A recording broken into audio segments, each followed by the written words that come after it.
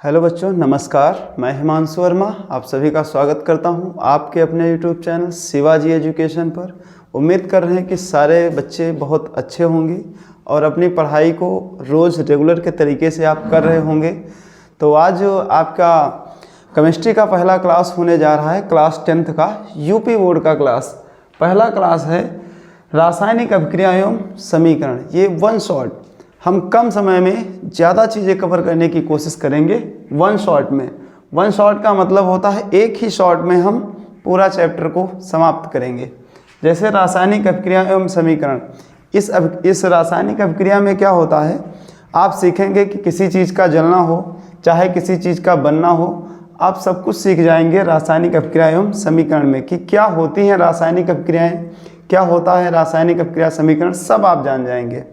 तो चलते हैं, टाइम को वेस्ट ना करते हुए चलते हैं रासायनिक अभिक्रिया एवं समीकरण के चैप्टर पर। वन शॉट में पूरा चैप्टर कवर करेंगे और हमारी जो तहलका सीरीज है, तहलका सीरीज हम लोग लेके आए हैं।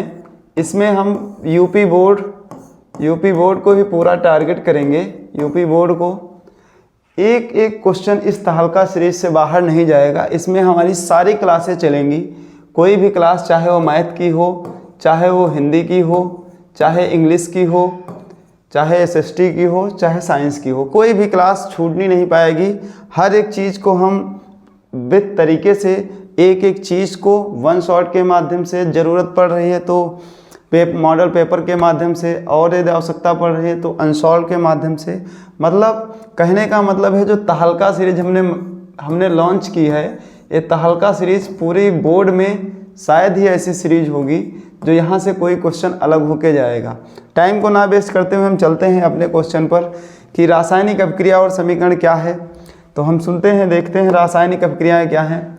रासायनिक अभिक्रिया वह प्रक्रिया है जिसमें एक या एक से अधिक पदार्थ, जिसको हम अभिकारक कहेंगे, मिलकर एक से अधिक नए पदार्थ या उत्पाद बनाते हैं।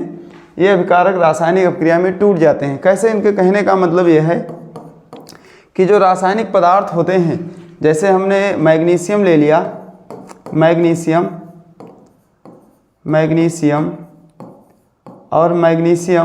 और क्या नाम है, ले लेते हैं ऑक्सीजन। ये दो हमने ले लिया, मैग्नीशियम और ऑक्सीजन। इनकी जब हम रिएक्शन कराएंगे तो ये बनेगा मैग्नीशियम ऑक्साइड। क्या बनेगा बच्चों? मैग्नीशियम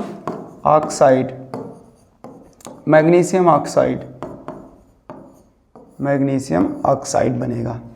तो रासायनिक अभिक्रिया यही कहती है कि जब दो या दो से अधिक तत्व मिलकर किसी नए उत्पाद का निर्माण करते हैं तो ऐसी अभिक्रियाएं क्या कहलाती हैं? रासायनिक अभिक्रियाएं कहलाती हैं।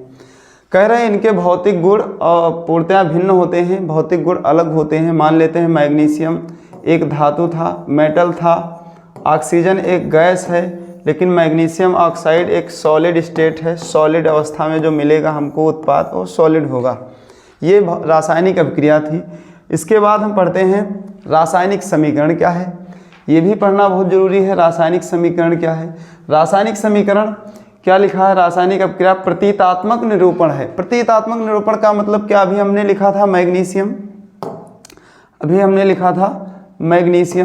मैग्नीशियम जैसे हिंदी में लिखेंगे तो मैग्नीशियम, अब ये थोड़ा तुमको बड़ा दिख रहा होगा मैग्नीशियम। इसको प्रतीक करते हैं mg से इसको प्रतीक करते हैं। आप जहाँ केमिस्ट्री में आप मैग्नीशियम लिखा पाएंगे हिंदी में, तो यदि उसकी जगह पर आप अंग्रेजी में mg भी कहीं लिखा पा जाएं तो आप कंफ्यूज मत होना। mg मैग्नीशियम का ही छोटा सा रूप है, प्रतीकात्मक रूप है। वैसे ही ऑक्सीजन को हम लिखते हैं, ऐसे तुमको बड़ा दिख रहा होगा ऑक्सीजन, इसको हम O से प्रदर्शित करते हैं ऑक्सीजन को। वैसे ही जो इसका प्रतीकात्मक रिएक्शन कराएंगे तो Mg+O2, इसकी रिएक्शन कराएंगे तो आएगा MgO। बैलेंस करने के लिए MgO2 यहाँ 2 है, यहाँ 1 है, तो इसके लिए यहाँ 2 लगाएंगे। यदि यहाँ 2 लगा लिए तो Mg भी 2 हो गया, तो 2Mg यहाँ 2 कर लेंगे। अच्छा, ये 2 और 2 हमने क्यों लगाया है? इस 2 और 2 का लगाने का हमारा रीज़न था। रीज़न ये है कि जब 2 और 2, ये 2 अपनी मर्जी से कोई थोड़ी ना लगाता है। ये हम इसलिए लगाते हैं क्योंकि जो द्रव्यमान संरक्षण का नियम है ये हमको याद रहे। द्रव्यमान संरक्षण का नियम कहता है कि जितने तत्व होंगे या जितने उत्पाद होंगे जितने इधर अभिकारक होंगे उतने ही उत्पाद होने चाहिए। क्या होने चाहिए? उत्पाद होने चाहिए। कहने का मतलब ये है जितने अभिकारक होंगे उतने ही उत्पाद होने चाहिए।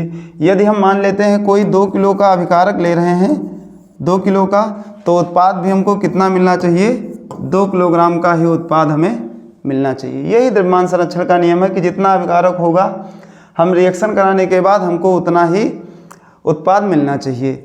ये है रासायनिक समीकरण। रासायनिक समीकरण का मेन उद्देश्य ये था कि जो तत्वों को बड़े बड़े क्रम में लिखा जाता था तो इनको हम छोटे छोटे सिंबल के रूप में लिखने की प्रक्रिया ही रासायनिक समीकरण कहलाती है।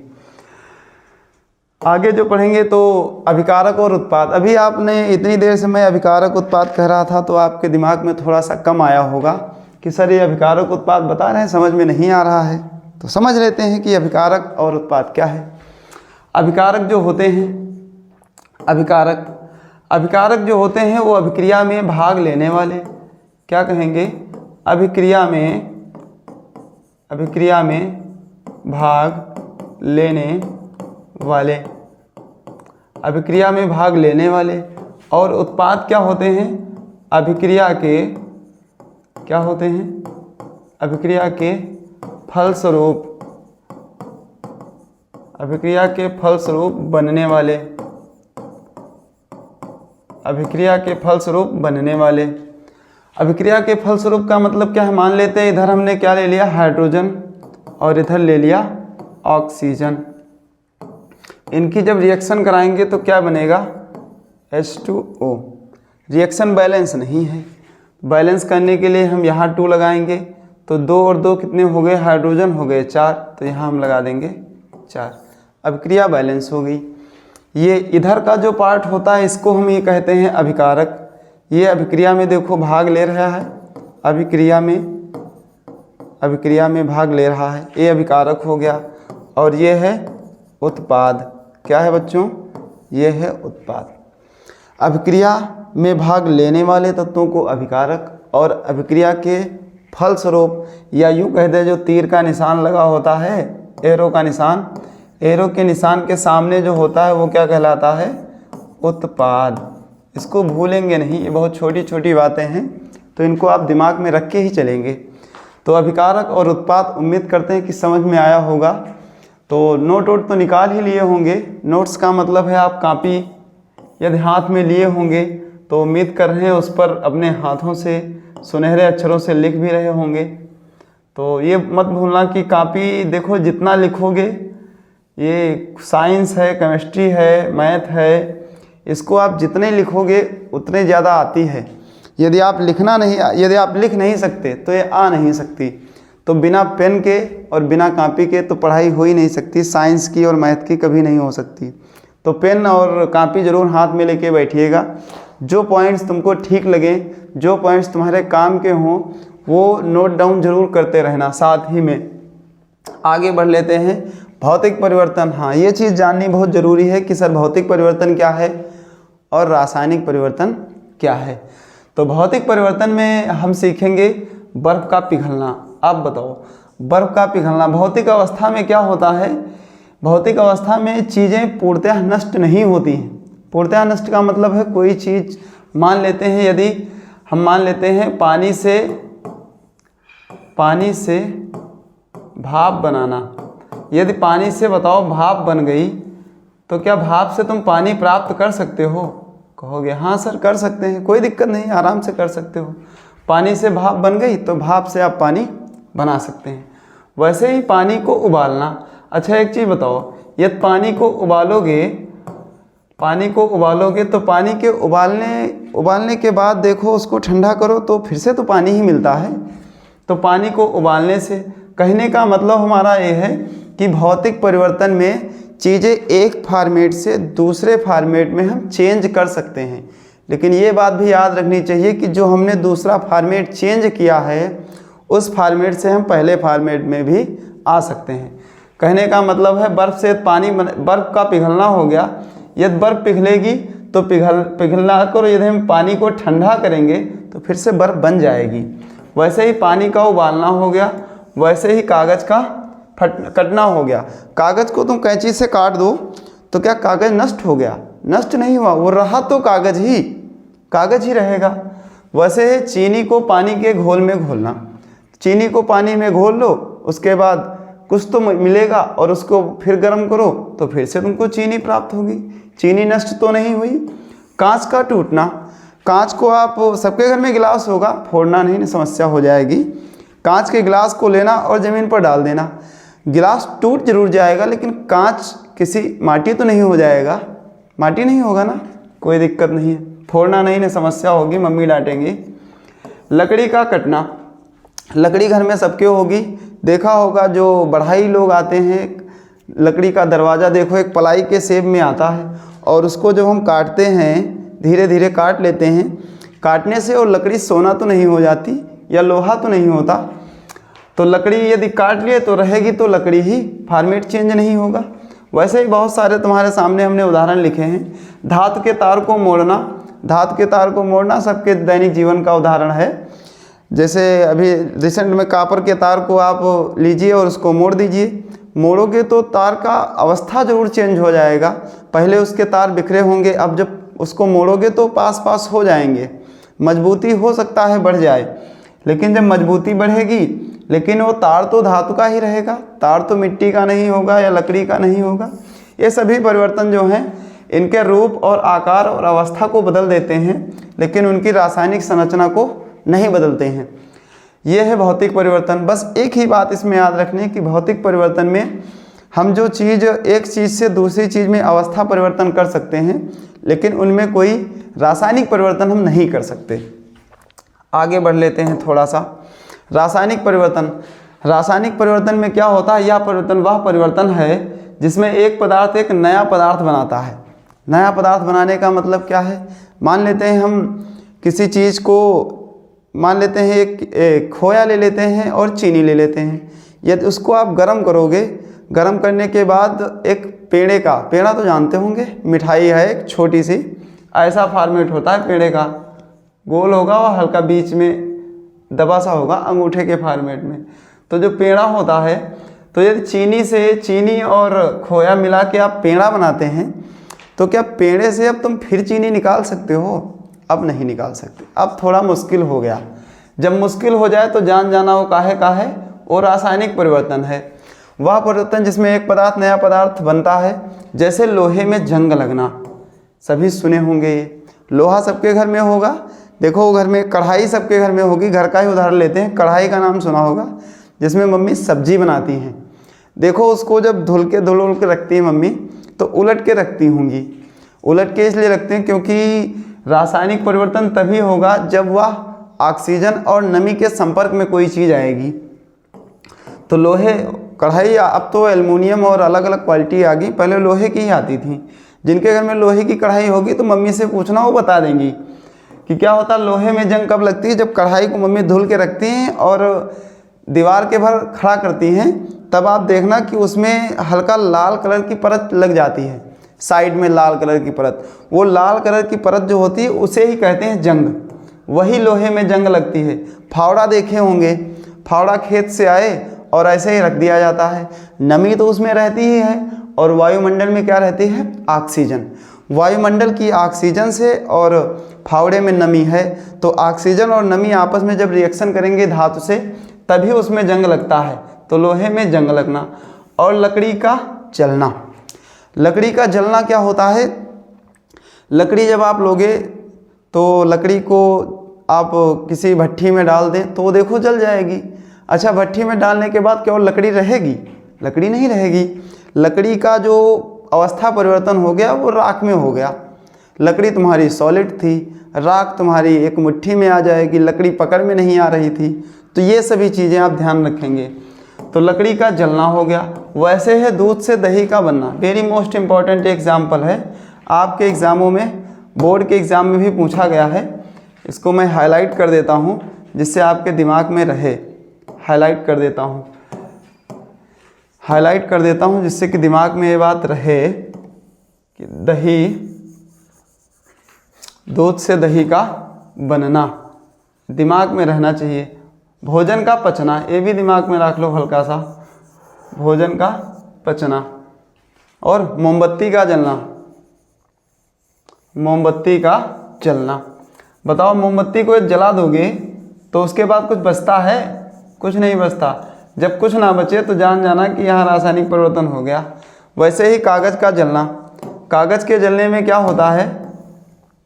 कागज़ का जलना, कागज़ को जला दिए तो राख मिलेगी, तो ये भी रासायनिक परिवर्तन का उदाहरण है। पटाखों का फटना, अब लो सर ऐसे ही उदाहरण ढूंढ के ले आए। अरे हम ऐसे नहीं लाए, हम सोचे हैं कि दीपावली में आप पटाखे बहुत फोड़े होंगे। फोड़े नहीं फोड़े, पड़ोसियों को जीना हराम कर दिए होंगे। रात 10 बजे ही सोच के फोड़ते होंगे कि सर 10 बजे फोड़ेंगे जब पड़ोसी सोने लगे, हल्का सा नींद में हो और पटाखे फोड़ दो, तुरंत उठ के बैठ जाए। वैसे ही पटाखे को खूब फोड़े होंगे।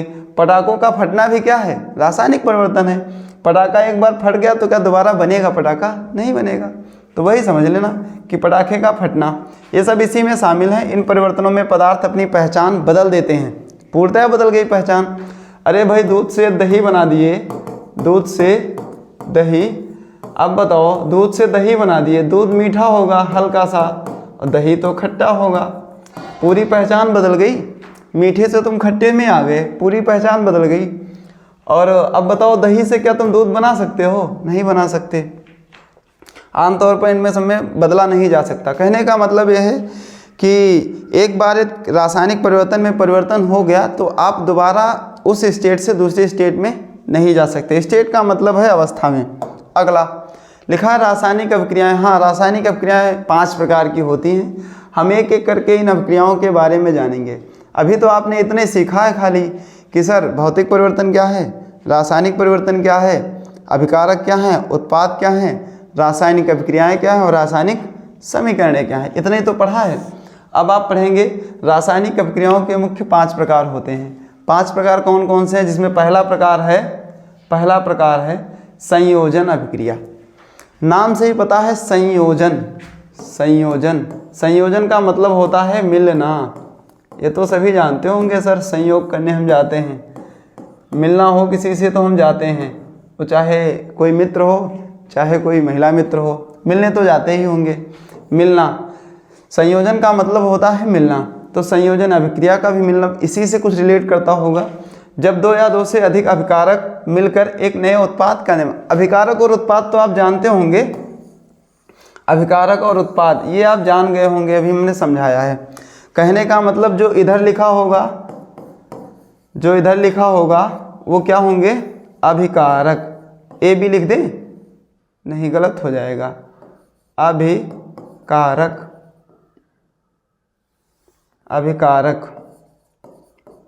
अभिकारक।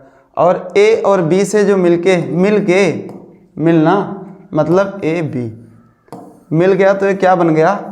उत्पाद। क्या बन गया? उत्पाद। यही उत्पाद है, अभिकारक और उत्पाद। रिएक्शन यदि देखना चाहें तो कोई भी उठा लेते हैं, जैसे कार्बन और प्लस ऑक्सीजन। अभी तो रिएक्शन हम तीर का निशान नहीं लगाए हैं। तीर का जैसे ही निशान लगाए तैसे आप जान गए कौन सा अभिकारक है और कौन सा उत्पाद है। इधर का जो सिस्टम होगा वो क्या कहलाएगा? अभिकारक। क्या कहलाएगा?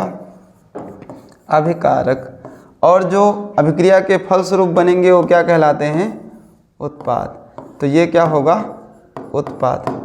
संयोजन का मतलब है जुड़ना, और जुड़ने का मतलब है A + B gaps out AB, यानी कि उत्पाद मिलेगा। संयोजन अभिक्रिया उम्मीद करते हैं समझ में आया होगा। आगे बढ़ते हैं। लिखा है अपघटन अभिक्रिया। अपघटन अभिक्रिया का मतलब क्या है? अपघटन अभिक्रिया। अपघटन अभिक्रिया का जो दूसरा नाम होता है, दूसरा नाम इसको हम कहते हैं वियोजन अभिक्रिया। क्या कहते हैं? वियोजन अभिक्रिया।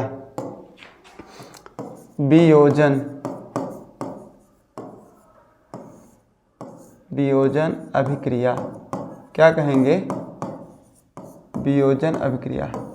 इसका दूसरा नाम, ये दोनों नाम से प्रचलित है, वियोजन या अपघटन अभिक्रिया। अब देखो क्या है, लिखा यह संयोजन अभिक्रिया एक यौगिक से टूटकर दो या दो से अधिक सरल यौगिकों में बन जाता है। कहने का मतलब है ये बिल्कुल संयोजन का विपरीत होता है। जैसे संयोजन में अभी हम ए भी गैप्स आउट करेंगे तो बनेगा ए और ए प्लस पी। इसी का जब उल्टा करेंगे तभी तो संयोजन हो रहा था और उलट दिए तो वियोजन हो गया। अच्छा, अब इधर वाला क्या है? इधर वाला तो अभिकारक ही रहेगा। क्या रहेगा बच्चों? इधर वाला हमेशा अभिकारक ही रहेगा। तीर के सामने वाला क्या रहेगा? उत्पाद रहेगा। इस चीज़ को याद रखेंगे, अभिकारक एवं उत्पाद। देखो यहाँ लिखा है ए बी, गैप्स आउट किए हैं ए बी, तो ये गलती से मिस्टेक हो गया, ये @ पता नहीं काहे छप गया। तो ये है ए बी, ये है अभिकारक, ये है अभिकारक और ये है उत्पाद। समझ में आया होगा? संयोजन का बिल्कुल अपोजिट होता है वियोजन। वियोजन का मतलब ही होता है अलग होना। क्या होता है? अलग होना। खैर कोई अलग ना हो, जिनके जिनके आप साथ में हैं उनका साथ आपका बना रहे, अलग ना हो कभी। हम तो ऐसे उम्मीद हमेशा करेंगे कि जहाँ पर आप हैं अच्छे हैं, लेकिन पढ़ाई के मामले में जहाँ पर आप हैं वहाँ से निकलना होगा। पढ़ना तो पड़ेगा, चाहे आज पढ़ लो या 2 साल बाद पढ़ोगे, तब मजबूरी होगी, आज थोड़ा ज़रूरी है। तो उम्मीद करेंगे कि जो पढ़ाई का लेवल है वो वैसे ही चलता रहना चाहिए जैसा आपका लेवल अन्य चीज़ों में है। तो पढ़ाई तो करना पड़ेगा, पढ़ते रहेंगे धीरे धीरे, कोई समस्या नहीं है। लेकिन आप जिस फॉर्मेट में हैं आप उस फॉर्मेट में बेस्ट देना अपना। आप 10th में हैं तो आप 10th में पूरा एफर्ट लगाना, जितनी आपकी क्षमता है। क्षमता भर का तो सभी करते हैं, क्षमता से ज़्यादा करने की कोशिश करना, एफर्ट पूरा लगाना। सफलता मिले ना मिले इसकी टेंशन नहीं, मेहनत तो हम किए हैं। कभी कोई पूछे कि तुमने मेहनत किया है तो अंदर से आवाज़ आनी चाहिए कि हाँ हमने मेहनत की है।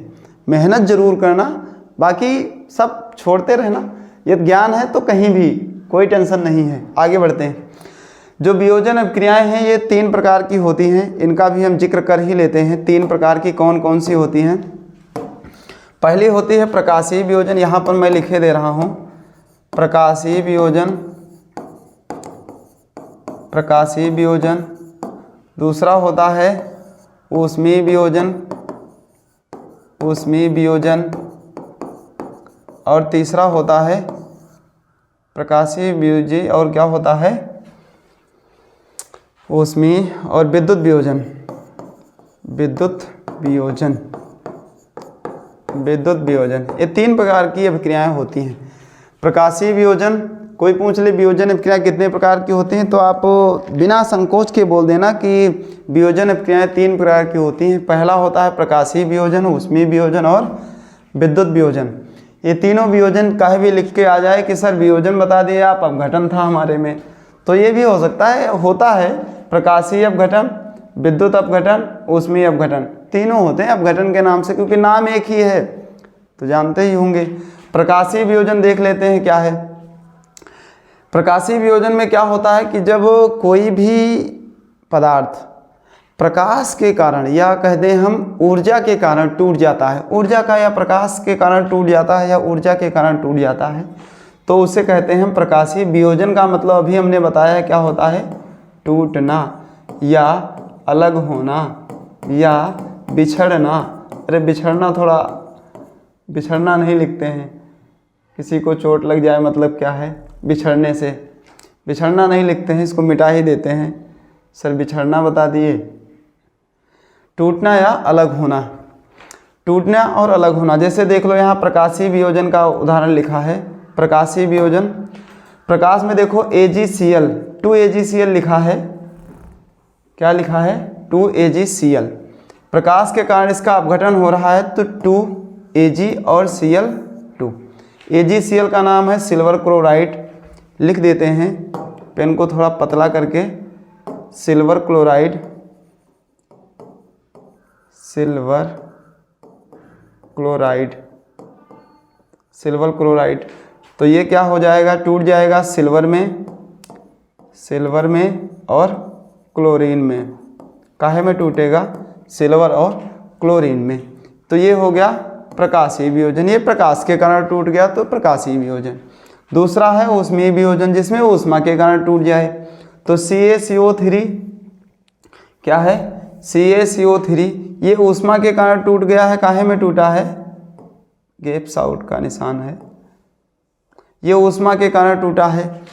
CaO में टूट गया, CaO, यहाँ Ca है और यहाँ O3 है, तो एक O निकल गया तो CaO, यहाँ क्या बचा CO2, तो CO2, ये है ऊष्मा, और प्लस क्या निकलती है, ऊष्मा।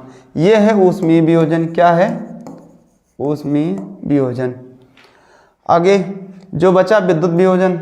विद्युत वियोजन में क्या होता है, जब कोई पदार्थ बिजली के कारण या विद्युत के कारण टूट जाता है तो उसे हम कहते हैं विद्युत वियोजन। देखो विद्युत वियोजन, विद्युत ऊपर हम लिख देंगे विद्युत, जिससे कि याद रहे कि सर ये विद्युत ही है, गड़बड़ कुछ नहीं है। H2O जल, H2O सभी जानते होंगे सर, H2O ऐसे लिखा जाता है, टाइपिंग एरर है। H2O को जब तोड़ोगे तो काहे में टूटेगा, H2 में और प्लस O2 में। ध्यान से देखना रिएक्शन बैलेंस है या नहीं बैलेंस है। बैलेंस नहीं है तो कर लेते हैं, ये यहाँ दो हैं, यहाँ हाइड्रोजन दो हैं, लेकिन यहाँ हाइड्रोजन एक, ऑक्सीजन एक है, दो यहाँ लगाएंगे और दो यहाँ लगाएंगे, सब कुछ बैलेंस हो गया तुरंत। तो ये क्या हो गया, ये है विद्युत वियोजन। क्या है बच्चों, विद्युत वियोजन, ध्यान में रखेंगे विद्युत वियोजन। आगे बढ़ लेते हैं। अब आता है विस्थापन, इसको हम कहते हैं विस्थापन या प्रतिस्थापन। ये अभिक्रिया दो नामों से जानी जाती है, चाहे आप एकल कहें या ना कहें।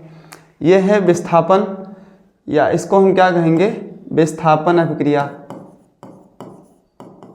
विस्थापन, विस्थापन नाम भी है, या प्रतिस्थापन, प्रतिस्थापन अभिक्रिया, प्रतिस्थापन अभिक्रिया। एकल प्रतिस्थापन कहें या विस्थापन कहें या प्रतिस्थापन कहें, बात एक ही है। तीनों में कोई भी नाम मिलेगा तो करना तुमको एक ही काम है, हमको लिखना एक ही, तुम पूछो कुछ भी। कहने का मतलब ये है, कुछ भी का मतलब ये नहीं कि प्रतिस्थापन के जब हम विलोपन लिखाएं वो गलत हो जाएगा।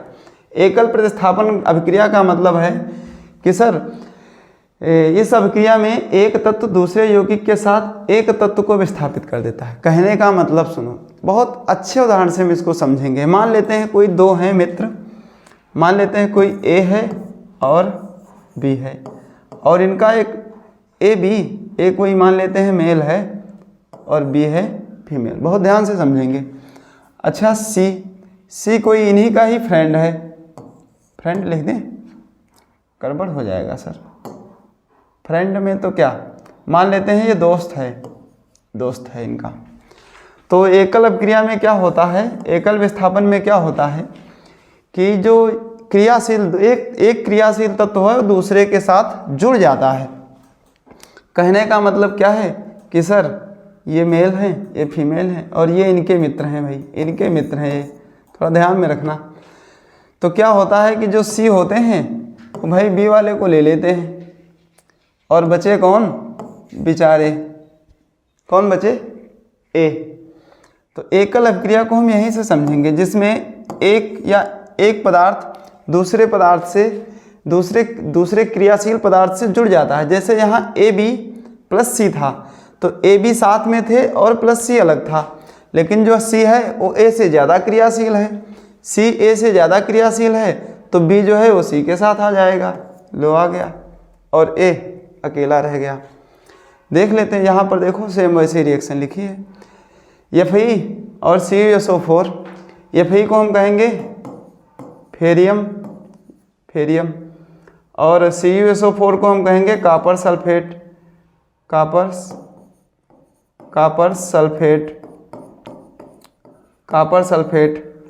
इनकी जब रिएक्शन आपस में कराएंगे तो Fe CO से ज़्यादा क्रियाशील है, भाई ज़्यादा पैसा वाला होगा, तो ये जो SO4 है ये Fe के साथ चला जाता है, तो ये हो जाएगा फेरस सल्फेट, ये हो जाएगा फेरस सल्फेट, और साथ में बचेगा क्या, Cu, अकेला बचेगा कापर, क्या बचेगा, कापर। अच्छा अकेला बचेगा कॉपर। एकल विस्थापन का मतलब है कोई एक तत्व दूसरे क्रियाशील तत्व से के साथ परिवर्तन कर लेता है। देख लीजिए एक तत्व, यहाँ पर फेरस अकेला था, अकेला कॉपर सल्फेट के जो साथी थे उनको ले लिया, आराम से ले लिया, तो फेरस सल्फेट हो गया और कॉपर अकेला। कम क्रियाशील है तो कॉपर अकेला रह गया। आगे बढ़ लेते हैं। द्विविस्थापन अभिक्रिया में क्या होता है, इनमें दोनों यौगिक के आयन आपस में स्थान बदल लेते हैं। आपस का कहने का मतलब है दो लोग तुम हो, जोड़े में हो दोनों लोग, और जोड़े में क्या होता है आप उनके साथ चले जाएं और दूसरा दूसरे के साथ चला जाए। इतने तो समझदार होंगे, खैर ज़्यादा समझाने की ज़रूरत नहीं। यहाँ पर देख लेना AB और CD लिखा है, तो AB का जोड़ा एक है और CD का जोड़ा अलग है। अब यहाँ देखो A जो है वो D के साथ चला जा रहा है। किसके साथ जा रहा है? A जो है वो D के साथ, AD के साथ, लेकिन B काहे के साथ जा रहा है? C के साथ। यही है, दोनों में देखो चेंज हो रहा है, A जा रहा है D के साथ और B जा रहा है C के साथ। नीचे रिएक्शन से समझेंगे। ये है सिल्वर नाइट्रेट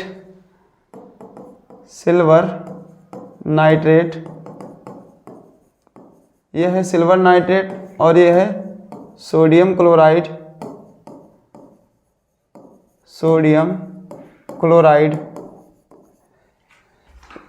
Ag जो है वो काहे के साथ जाएगा? Cl के साथ। Ag तो हो जाएगा ये सिल्वर क्लोराइड। क्या हो जाएगा? Silver chloride.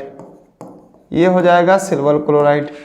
और ये क्या है? Sodium nitrate. क्या है? Sodium nitrate.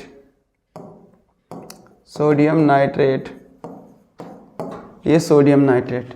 AgCl के साथ चला गया और सोडियम जो है NO3 के साथ।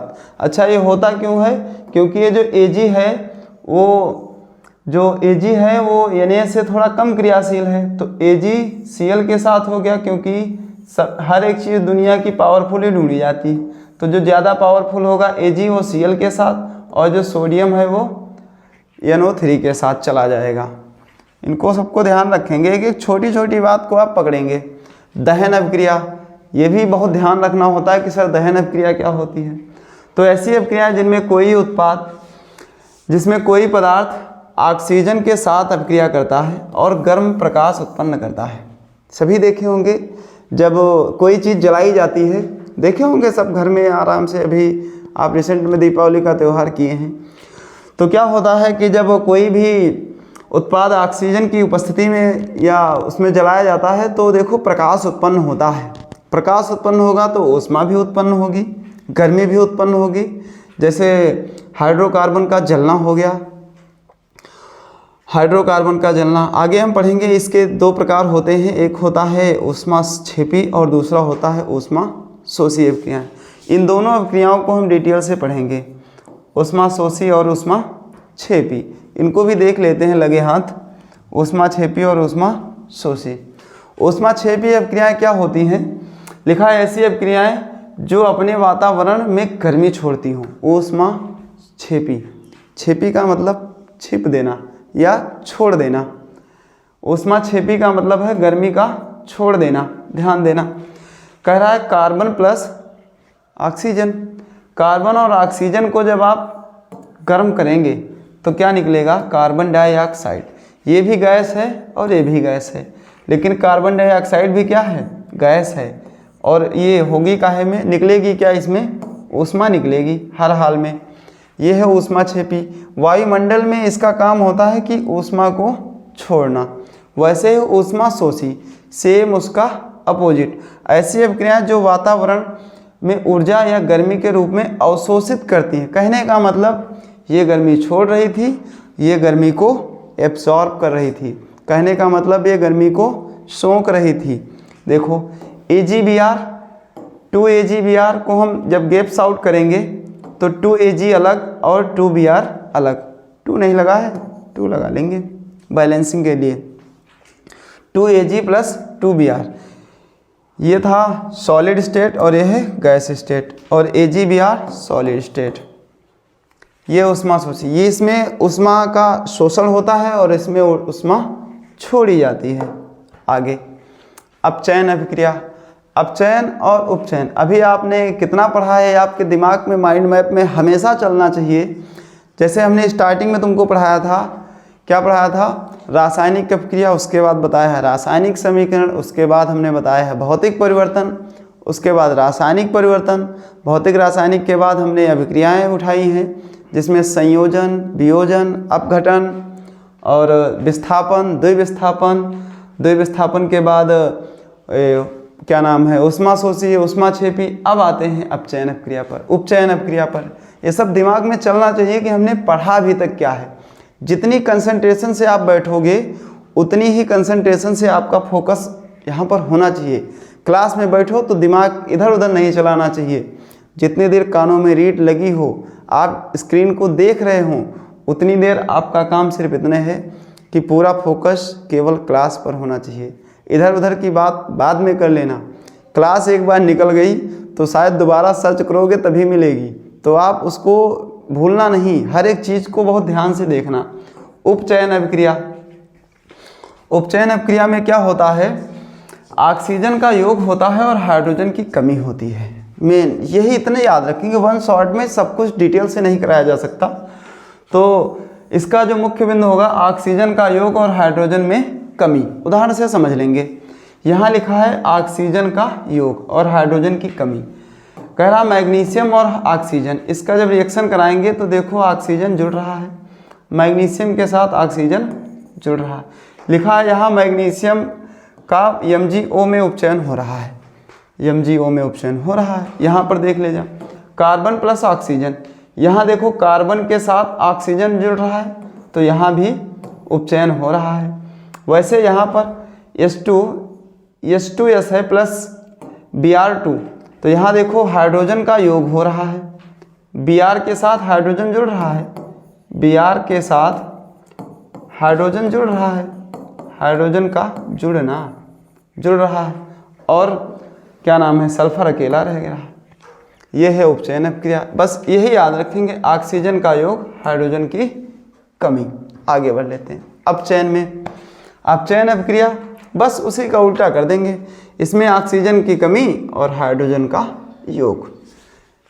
रिएक्शन से देखेंगे, हाइड्रोजन की कमी देख लो, यहाँ पर Cu के H2 के साथ O जुड़ जाएगा, ऑक्सीजन का योग हो रहा है और कॉपर अकेला हो जाएगा। एक ही रिएक्शन से समझ में आता रहेगा। ऑक्सीजन हाइड्रोजन के साथ जुड़ रहा है तो जल का निर्माण कर रहा है। ये क्या है, जल। सूत्र याद रखना है H2O, और ये है CuO, कॉपर ऑक्साइड। क्या है, कॉपर ऑक्साइड, कॉपर ऑक्साइड। आगे बढ़ लेते हैं, रेडॉक्स अभिक्रिया, ये बहुत इंपॉर्टेंट अभिक्रिया है। रेडॉक्स अभिक्रिया, रेडॉक्स अभिक्रिया का मतलब है जिसमें उपचयन और अपचयन दोनों एक साथ होते हों। अपचयन और उपचयन दोनों एक साथ होते हों, उसे हम कहते हैं रेडॉक्स अभिक्रिया। कह रहा वह अभिक्रिया जिनमें उपचयन यानी कि ऑक्सीडेशन और अपचयन यानी कि रिडक्शन दोनों एक साथ होते हों, रेडॉक्स अभिक्रिया कहलाती है। उदाहरण देखो, CuSO4 और ZnSO4। CuSO4, यहाँ पर देखना Cu के साथ Cu के साथ O था, Cu के साथ O था, लेकिन यहाँ देखो Cu ने ऑक्सीजन को छोड़ दिया, ऑक्सीजन छूट जाएगी तो अपचयन हो गया। इधर देखना, यहाँ Zn देखो ऑक्सीजन के साथ जुड़ गया तो यहाँ पर क्या हो गया, उपचयन हो गया। तो Zn का अपचयन और Cu2 का अपचयन, उधर लिखा है, अच्छा अपचयन होता है, अपचयन। यहाँ पर देख लेना, यहाँ जो हाइड्रोजन है वो ऑक्सीजन के साथ जुड़ जाएगा और जो कॉपर है वो अकेला रह जाएगा। यहाँ क्या हुआ, ऑक्सीजन का योग हो गया, ऑक्सीजन का योग हो गया, और यहाँ क्या था, ऑक्सीजन की कमी हो रही थी। यहाँ पर योग हो गया और यहाँ पर क्या हो गई, कमी हो गई। जहाँ पर योग होगा वो अपचयन और जहाँ पर कमी होगी वो उपचयन। बस इस चीज़ को याद रखेंगे। रेडॉक्स अभिक्रिया खत्म। अब आते हैं संक्षारण। संक्षारण आपके दैनिक जीवन का ही चैप्टर है, आप ज़्यादा इसमें को रटने वाला नहीं है, लेकिन ये इम्पॉर्टेंट बहुत है, वेरी मोस्ट इम्पॉर्टेंट। हम इसके आगे टिक करेंगे, वेरी मोस्ट इम्पॉर्टेंट। संक्षारण ये आपके अर्धवार्षिक पेपर में हो, चाहे त्रैमासिक पेपर हो, चाहे प्री बोर्ड हो, चाहे बोर्ड हो, घूम के मिलेगा जरूर, इससे आप बच नहीं सकते। ये ऐसा क्वेश्चन है संक्षारण, आप जब आप देखेंगे कुछ तब भी आपको लगेगा कि सर ये तो सर ने पढ़ाया था, क्लास में पढ़ाया था संक्षारण, वही संक्षारण है। कह रहा संक्षारण वह प्रक्रिया है जिसमें धातुएं आपस में अपने आसपास के वातावरण जैसे वायु, नमी, अम्ल के संपर्क में आने से रासायनिक और विद्युत रासायनिक क्रियाओं के कारण धीरे धीरे नष्ट हो जाती हैं। कहने का मतलब वही जो हमने अभी आपको बताया था रासायनिक परिवर्तन में। रासायनिक परिवर्तन में हमने उदाहरण लिया था लोहे पर जंग लगना, वाकई में वो संक्षारण ही होता है, लोहे पर जंग लगना। कह रहा वह प्रक्रिया जिसमें धातुएं अपने आसपास के वातावरण जैसे वायु, नमी और अम्ल, वायु और नमी तो होगी ही, यह संक्षारण हो रहा है तो बिना वायु के और बिना नमी के संक्षारण पॉसिबल नहीं है। और अम्ल संपर्क में आने से रासायनिक और विद्युत रासायनिक क्रियाओं द्वारा, रासायनिक समीकरण तो सब पढ़ चुके हैं, विद्युत रासायनिक समीकरण का मतलब है जो बिजली के कारण या विद्युत के कारण हो जाएं। तो जैसे हमने बताया था लोहे पर जंग लगना, क्या बताया था, लोहे पर जंग लगना, लोहे पर जंग लगना हमने आपको सिखाया है। लोहे पर जंग लगने का मतलब है लोहा को आप ऐसे ही उससे काम ना लें और लोहा रख दें ज़मीन पर, तो वो बारिश के कारण भीगेगा, हवा चलेगी तो वायु के संपर्क में आएगा, और जैसे ही नमी और वायु के संपर्क में जैसे चीज़ें आएंगी, धातु होगी, वो संक्षारित होना शुरू हो जाएगी। वही लिखा संपर्क में आने से रासायनिक और विद्युत रासायनिक क्रियाओं के कारण धीरे धीरे नष्ट हो जाती हैं। कहने का मतलब वो धीरे धीरे खराब हो जाएंगी। आप एक लोहे का रॉड नया लेके आएँ और उससे आप काम ना लें, उसको आप रख दें तो वो धीरे धीरे संक्षारित हो जाएगा। वैसे ही आप लोगों का दिमाग होता है, नया नया दिमाग है, आप ऐसे ही दिमाग को रखेंगे तो ख़त्म हो जाएगा, वो धीरे धीरे संक्षारित हो जाएगा। तो एक बात हमेशा याद रखेंगे, जिस फावड़े से आप काम नहीं लेते हैं उस फावड़े में जंग लग जाता है। सभी जानते होंगे इस चीज़ को। फावड़ा नया नया लाके मार्केट से लाके और घर में रख दो, उसमें जंग लग जाएगा, उसका संक्षारण हो जाएगा। वैसे आपका दिमाग होता है, यदि आप अपने दिमाग पर जरसों जोर नहीं डालेंगे, जरसों खर्च नहीं करेंगे, जरा सा भी पढ़ाई पर नहीं लगाएंगे तो आपके दिमाग में भी जंग लग जाएगा। तो मैं उम्मीद करता हूँ कि आप अपने दिमाग को रोज़ चलाते रहेंगे। जैसे रोज़ फावड़े को चलाया जाता है, फावड़ा चलाया जाता है तो उसमें जंग नहीं लगता है।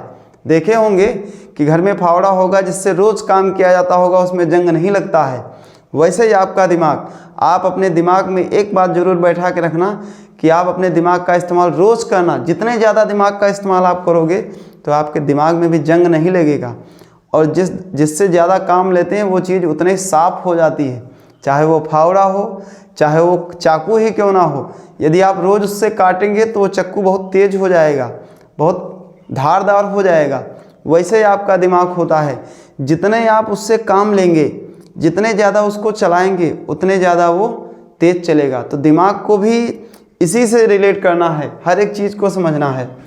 तो वह प्रक्रिया जिसमें धातुएं आसपास के वातावरण जैसे नमी, अम्ल के संपर्क में आने से रासायनिक और विद्युत रासायनिक समीकरण के कारण धीरे धीरे नष्ट हो जाती हैं, वो अपने, और इसको लिखा है कि इसमें मूल अपनी अवस्था में नहीं जा सकती। जैसे मान लेते हैं लोहे पर यह जंग लग गया तो लोहा पुराने जैसा नहीं बनेगा, पुराने जैसा नहीं होगा। हमेशा याद रखेंगे इस चीज़। एक बार ये जंग लग गया तो ख़त्म, नष्ट हो गई सामान, उसको दोबारा तुम प्राप्त नहीं कर सकते। ये है संक्षारण, इसको दिमाग में रखेंगे। आगे थोड़ा सा बचा है विकृति गंधिता। विकृति गंधिता कहाँ गया स्लाइड, विकृति गंधिता। चलो मैं बता ही देता हूँ विकृत गंधिता क्या है। विकृत गंधिता, जो ये विकृत गंधिता है ये वाला, आगे देखते हैं विकृत गंधिता क्या है। विकृत गंधिता ये है तुम्हारा विकृत गंधिता। इससे भी एक क्वेश्चन पेपर में आना तय है, या टिप्पणी वगैरह पूछी जाएगी कि सर 1 नंबर में 2 नंबर में टिप्पणी आ जाए तो विकृत गंधिता और संक्षारण से ही आएगी। इस चीज़ को भी बहुत ध्यान से देखेंगे।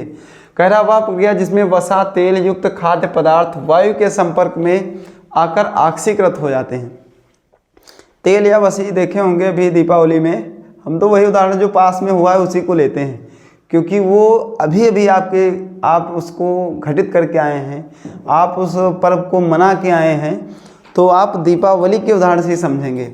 अभी देखा होगा कि मम्मी हो, दीदी हो, बुआ हो, मौसी हो, जो भी आपके घर में होंगे वो सभी तेल युक्त सामान बनाए होंगे। पूड़ी हो गया, कचौड़ी हो गया, और क्या नाम है, बहुत सारे तेल के पदार्थ बनाए होंगे।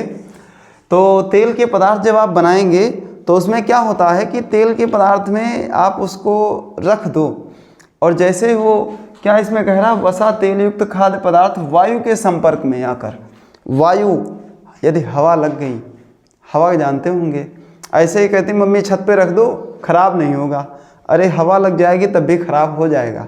इस चीज़ को ध्यान रखना। अब मम्मी को आज जाके बता देना कि नहीं सर बताए थे कि इसको हवा में ना रखना। अच्छा तो रखोगे कहाँ? समस्या तो ये है, फ्रीज होगी घर में, अच्छा उसमें एयर नहीं होती, उसमें गैस भरी जाती है, वो गैस भोजन को सुरक्षित रखती है। लेकिन ये जो नॉर्मल वायुमंडल की जो हवा होती है इसमें बहुत सारी गैसें होती हैं, बहुत सारी गैसें होती हैं, नाइट्रोजन है, ऑक्सीजन है, कार्बन डाइऑक्साइड है, मीथेन है, दुनिया भर की गैसें वायुमंडल में होती हैं। तो इन गैसों में क्या होता है कि ये जब तेल युक्त सामान जब आप वायुमंडल में रख देते हैं तो वायु से रिएक्शन तेल युक्त पदार्थ कर देता है और वो विषाक्त बना देता है। विषाक्त का मतलब चीज़ें को फंगस कर देता है। जैसे पूड़ी कचौड़ी आप यदि खराब देखे होंगे तो देखा होगा उसमें हरे कलर की परत या उसमें तार टूटने लगते हैं, वो ही फंगस है। वो जो कचौड़ी को उठाएंगे और तोड़ दिए तो फंगस हो गया, उसका जो आटा था वो ख़राब हो गया। वैसे कचौड़ी में जो फंगस ऊपर लगा है तो कचौड़ी ख़राब हो गई, क्योंकि वो वायु के संपर्क में आ गई, और वायु के संपर्क में आएगी तो ऑक्सीकृत हो जाएगी, ऑक्सीकृत हो गई तो ख़राब हो गई। लिखा है जिसके कारण उनके स्वाद और गंध खराब हो जाते हैं। कहने का मतलब यदि कचौड़ी कड़वी बनी होगी तो हल्का खट्टी हो जाएगी, तो स्वाद बदल गया ना। ऐसे ही पहचान लेंगे। यदि बाई चांस मम्मी जल्दी में दे दें भैया लो कचौड़ी खा लेना, तो आप एक ही मुंह काटना और बता देना। हल्का सा जैसे ही कड़ू से हल्का सा खट्टा लगे तुरंत दिमाग में एक बात याद आनी चाहिए कि सर मम्मी ख़राब हो गई है, हल्का सा स्वाद बदल गया है, तुरंत मम्मी जान जाएंगे कि हाँ जान गया है। कह रहा खाद्य पदार्थों को अनुपयोगी बना देते हैं। अनुपयोगी का मतलब समझ रहे होंगे कि वो अपने यूज़ की नहीं है, मतलब वो चीज़ें खराब हो गई हैं। कई बार लिखा है कई बार यह खाद्य विषाक्तता के भी कारण बन जाते हैं। विषाक्तता का मतलब हम बीमार भी हो सकते हैं इस खराब भोजन के सेवन से, हमको नुकसान भी हो सकता है। लिखा है उदाहरण के लिए चिप्स के पैकेट और नमकीन तेल या तले हुए खाद्य पदार्थ को लंबे समय तक रखने के लिए यह समस्या हो सकती है। हाँ, एक और क्वेश्चन यहाँ से आता है, बहुत अच्छा क्वेश्चन बनता है कि सर चिप्स के पैकेट में, नाम तो सुने होंगे चिप्स का, जैसे चिप्स का नाम लेते जैसे आलू चिप्स की बात याद आती होगी। हाँ सर आलू चिप्स लेते हैं, 10 रुपये का पैकेट आता है चिप्स के पैकेट में, कि चिप्स के पैकेट में सर गैस ही क्यों भरी जाती है? देखा होगा 10 रुपये का पैकेट चिप्स भी उसमें 10 नहीं, हवा ही भरी है पूरी, होती नहीं हवा। अच्छा, चिप्स के पैकेट में जो गैस भरी जाती है वो नाइट्रोजन गैस भरी जाती है। नाइट्रोजन गैस इसलिए भरी जाती है क्योंकि ये जो खाद्य पदार्थ हैं इनसे रिएक्शन नहीं करता है वो नाइट्रोजन गैस। कोई भी आप चिप्स का पैकेट उठा लें जिसमें तली चीज़ या भुनी हुई चीज़ रखी होगी, कोई भी A to Z मार्केट में बहुत सारी नमकीन आती हैं, बहुत सारे पैकेट आते हैं, यदि उसमें तेल युक्त सामान है या तो उसमें गैस होगी ही नहीं, बिल्कुल भी ऑक्सीजन भी नहीं, या तो उसमें यदि गैस होगी तो कौन सी गैस होगी?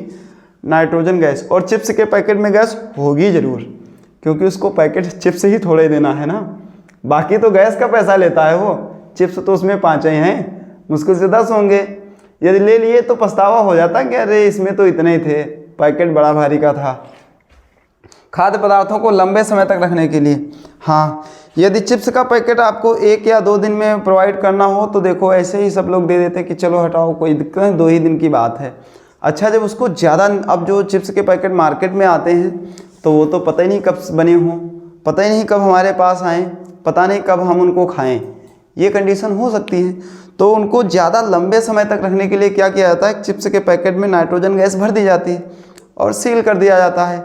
सील करने से चिप्स का जो पैकेट होता है वो उसके अंदर पूरी हवा भर गई, जो एयर होती है पूरी नाइट्रोजन गैस भर गई, और उसमें चिप्स भी रखे हैं, जिसके कारण वो चिप्स नाइट्रोजन से अभिक्रिया नहीं करेंगे, तो वो चिप्स का जो पैकेट होगा वो आसानी से उसमें ख़राब भी नहीं होगा चिप्स।